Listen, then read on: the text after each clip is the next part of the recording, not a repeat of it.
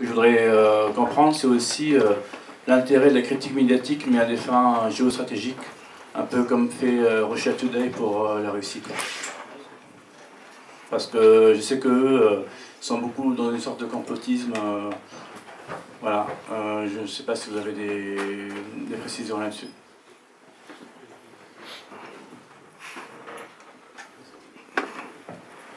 Oui, peut-être un mot pour dire que l'un des points communs aux médias dits de réinformation, c'est par ce terme que se désignent eux-mêmes souvent les médias alternatifs proches de l'extrême droite. L'un de leurs points communs, outre la critique des médias mainstream, c'est évidemment la survalorisation de tout ce qui se rapporte à la Russie, qui est vu à la fois comme un modèle de société, comme un contrepoids à l'Empire américain, comme le grand empire blanc, boréal, autour duquel devrait s'articuler l'Europe. Bref, il y a une véritable russophilie parmi ce qu'on appelle la fachosphère, et elle est déjà, donc, ce courant était déjà bien représenté au sein de sites 100% français, et je pense notamment à un média en ligne qui s'appelait Pro-Russia, qui était lancé par d'anciens membres du Front National, qui a fonctionné quelques années avant de disparaître récemment. On voit aujourd'hui que tout en étant toujours présent sur les sites phares de la fachosphère, c'est aussi une affaire qui est prise en main par la Russie elle-même, qui a par exemple, via Russia Today, qui a lancé sa rédaction française, via également un média comme Sputnik, qui lance des antennes françaises et francophones chez nous, plutôt que d'espérer un traitement favorable de la part des médias mainstream ou de sous-traiter sa propagande à la blogosphère d'extrême droite, la Russie semble avoir décidé de prendre ce domaine-là en main elle-même, directement. Voilà. Donc c'est évidemment le genre de source qu'il faut appeler à prendre et à lire avec la plus grande précaution, puisque là on a affaire à soit des médias d'État, soit des médias qui se cachent à peine de faire de la propagande en faveur de la vision russe, notamment en matière géostratégique.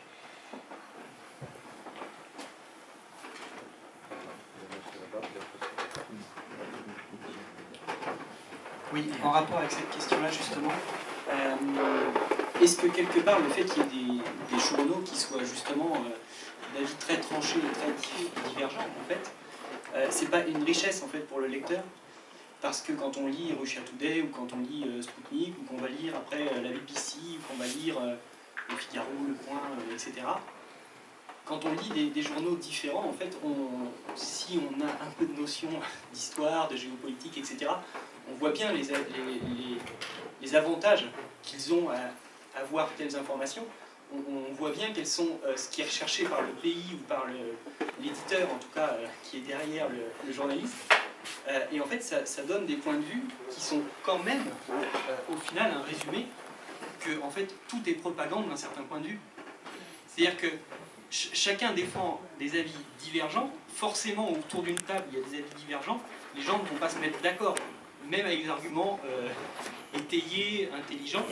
Il y aura toujours un aspect où il y aura des intérêts divergents, donc des choses qui seront appelées propagande d'un côté ou propagande de l'autre.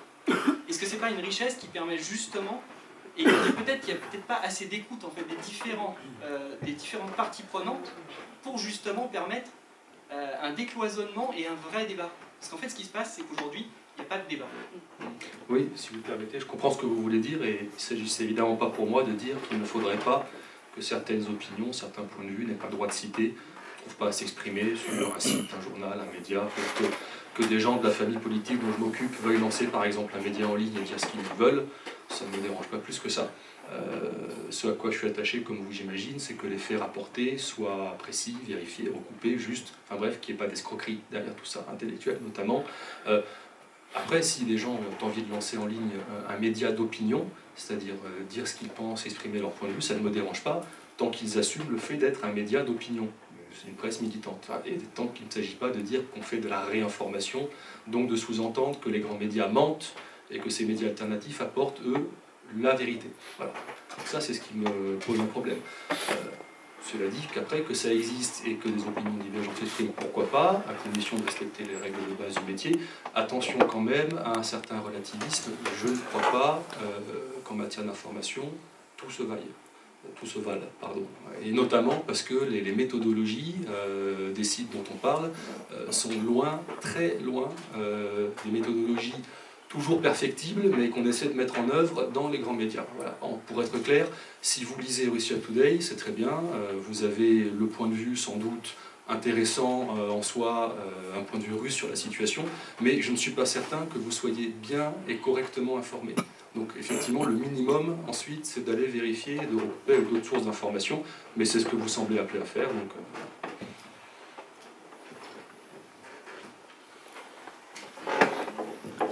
Oui, je voulais aussi intervenir sur cette question-là, et en particulier à propos de Sputnik, parce qu'on peut dire d'une part que ça augmente la pluralité des sources d'information, et effectivement, il est préférable d'avoir des médias dont on sait quelle cause ils défendent, plutôt que des médias qui prétendent n'en défendre aucune, comme la presse quotidienne régionale, par exemple, à cause d'un lectorat très, très divers, et qui en réalité défendent quand même une cause bien précise, en général celle quand même du libéralisme économique et de la politique qui va avec. Alors un mot de plus sur Sputnik, il y a un petit avantage. Bon, il se trouve que j'ai été sollicité déjà 2 fois en tant que responsable de l'Union juive française pour la paix pour de brèves interviews par Sputnik, et on peut dire là que, évidemment c'est un peu ambigu, mais il donne la parole à des gens, des organisations qui n'ont pas la parole justement dans les médias mainstream. Voilà.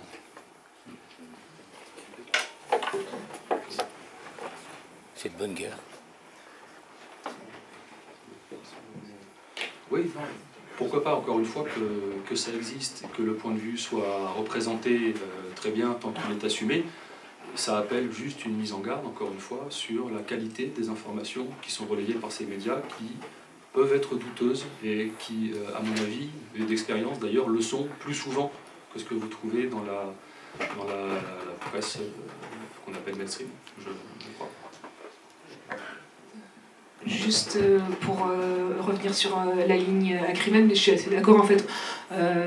On ne va pas effectivement être contre le fait qu'il y ait un site internet qui exprime quelque chose, mais ce qui est important quand on parle de pluralisme et quand on parle de restructuration des modèles économiques, etc., de la presse, c'est de permettre d'avoir une presse qui ne soit pas subordonnée à un pouvoir politique ou à une obligation de rentabilité liée à son modèle économique en fait. Donc, et du coup, ça dépasse largement un site internet qui va effectivement donner son opinion. Peut-être, on peut évidemment entendre énormément de critiques fondées et légitimes sur les grands médias, mais je ne suis pas sûr que le meilleur modèle à leur opposer soit une agence d'État russe. Voilà. Il y a aussi d'autres chemins possibles, j'espère. Juste pour compléter ce qui a été dit, là vous êtes on parle d'opinion, et l'idée du pluralisme de l'opinion est évidemment légitime, sauf que c'est pas forcément la volonté. Si on prend par exemple RT, il y a une volonté de restituer des faits, de faire du journalisme traditionnel. Il n'y a pas seulement des tribunes ou des questions, des grandes questions qui sont débattues dans leur page. Non, par exemple, si vous regardez, je sais pas, hier ils étaient devant une mosquée à Clichy où des fidèles ont prié dans la rue.